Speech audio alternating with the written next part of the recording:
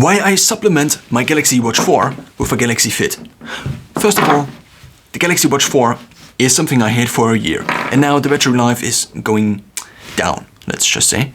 Therefore, I have to charge it at least 2 times a day, if not 3 times a day, if I want to track at least 2 times a day, a short workout. So now, I had to find a solution, because every time I charge this, I don't even track my steps, because often I do have not my phone in my pocket. For this reason, I wanted to at least track my steps. So I got this one, the Galaxy Fit 2, and it cost me 35 euros. Now, I don't use it in order to track my heart rate, and also I do not have anything else apart from the step tracking activated. Why? Because this device here is more accurate, at least in my experience. With this here, only a few days after using it, I recorded a heart rate of about 200, which I haven't recorded with this device in months, years probably. So this is inaccurate. So therefore, if I now have Samsung Health here, and I would have 2 different devices, the first one being the band and the second one being the watch, then the band would pollute my data set.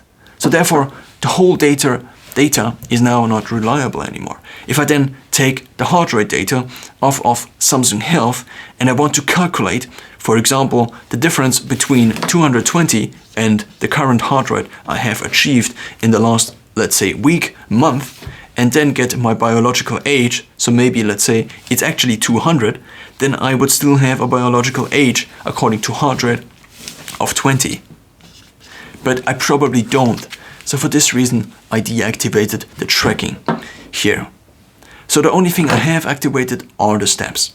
So how has it worked out so far? I think there were 2 different options, 2 different routes I could have taken. The first one is I could have already bought the new Galaxy Watch 5. The Galaxy Watch 5 seems to be not very different to this one. The battery life is probably very similar. The chip, I think, is even the same, if I can remember this correctly. The only thing they added on here is that they added a temperature sensor, but not usually, but it seems they do not have implemented a proper a tracking, basically, in Samsung Health yet. For this reason, it is basically almost the same device. So now, the Galaxy Watch 5 in this version would have cost me around 300 euros, 250 to 300 euros. I also paid around a similar price for this Galaxy Watch 4 I bought in October of 2021. So now, the 2 options would have been either to update this watch or to get something like this and potentially try it. And it seemed to me that this is the obvious and also cheaper solution. I could also have opted for a second watch, and then whenever I charge this watch, usually for at least 1 hour, probably more like 2 to 3 hours a day, at which I don't then record data. The whole idea about health tracking is that you constantly track these different measurements. And as soon as you don't track them, then you have just, if this is your heart rate data over a given day, then it looks like this here, and then it looks like this. And in between here, you just don't have any data. Now, there are also additional services you can use, such as alarming services that automatically know if there is a heart rate data point missing, basically, alarm or send a message to a contact of yours that then could reach out to you potentially and see if you just had a heart attack or something like this. So I also just took a look at all the other different options that were available, because I think if I look back in 25 years, then it just would make so much sense if I actually had accurate data of me being at this very healthy stage of my life. Having the reference data, for then I can then measure against this reference data. So if I don't have reference data, or if the reference data is skewed very much, then the problem is that I cannot use it. I just cannot use it very well. So what I have looked into are the different options I could have, or the different routes I could have taken in order to get rid of the bad side effect of having a very bad battery life on the Galaxy Watch 4. I think there are these options. Either I could have upgraded this watch, probably not very a big benefit, to the Galaxy Watch 5. I would have still gotten the smaller version. I could have also tried the bigger version, but in terms of battery life, it's probably not way more. And I also just don't want to have a very big thing on my wrist, because I also tend to sleep, this is one of the main reasons actually, on my stomach sometimes. And then this is just in the way. And the bigger this thing is, the bigger it is. Now, this would be the first option, to upgrade this. The problem is the current version is not really worth upgradable, or it's not really worth upgrading. So therefore, I think I will stick to this watch, or to the other versions of the normal watch, at least until the next watch comes out.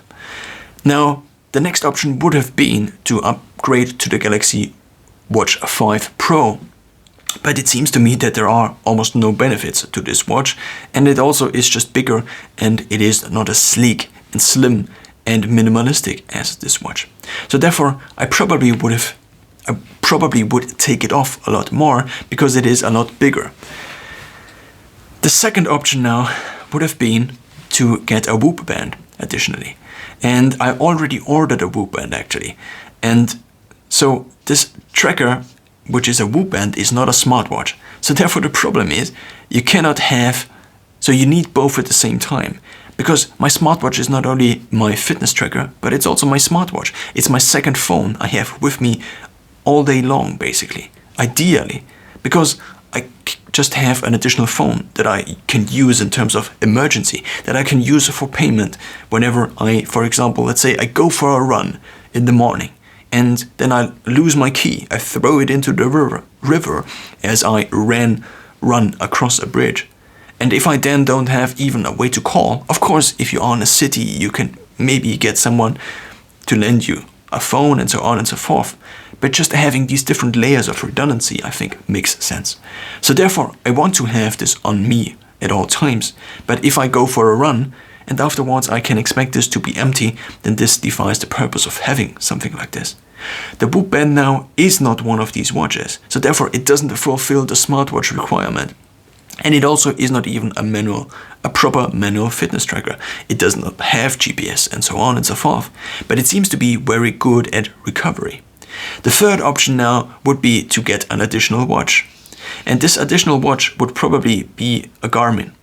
Now, one of the main reasons to get a Whoop would basically be to track your HRV, which the Galaxy Watch 4 at least doesn't show you, even though it might track it overnight to establish the scores of your stress level, basically.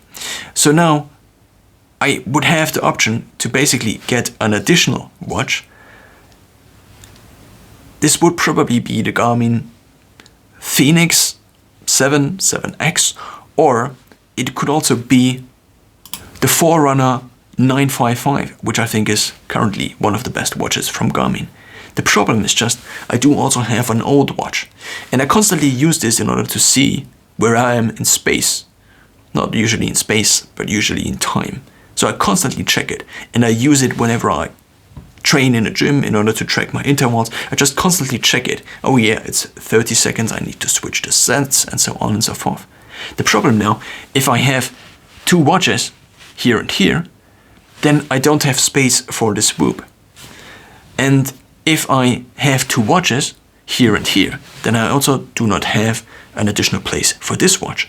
And since there doesn't seem to be, at least on the Galaxy Watch 4, a feature which allows me to also display seconds without constantly draining the battery too much, and I also didn't find something that actually refreshed in a second interval and not in a minute interval. Usually, if I have the screen on, over time, it just freezes often and the minute is actually not accurate anymore. So therefore, neither of these watches would have this feature that I can just look at the time at any point in time, and also the seconds. And this is bad. So I got this one in order to now still run with the Galaxy Watch 4 and have basically the most basic setup. Another point to discuss is obviously also price. For 2 years, the Whoop band would have cost me anywhere from 400 to 500. You also need to get the battery pack. I think it makes sense at least. So anywhere from 400 to 500. And then additionally, you still pay $20 a month. You can rent it basically. It's a subscription and you get the band for free, the tracker for free, but you also have to subscribe for at least a year, and then the rates are higher. So this means you pay basically 400 to 500 for 2 years, or maybe a little bit less. If you just say it's for 1 year, I think it's 30 euros. So if you have 30 euros multiplied by 12, then you are already paying 360 euros for this, plus the charger, which is also now 400. Now, of course, you can get a discount, which then results in this for 2 years, which would be the route to go for Whoop. And many people nowadays, athletes basically, or people who are very into fitness, seem to rely on Whoop more and more as their source for recovery. But you cannot track workouts with this, so therefore you need an additional smartwatch.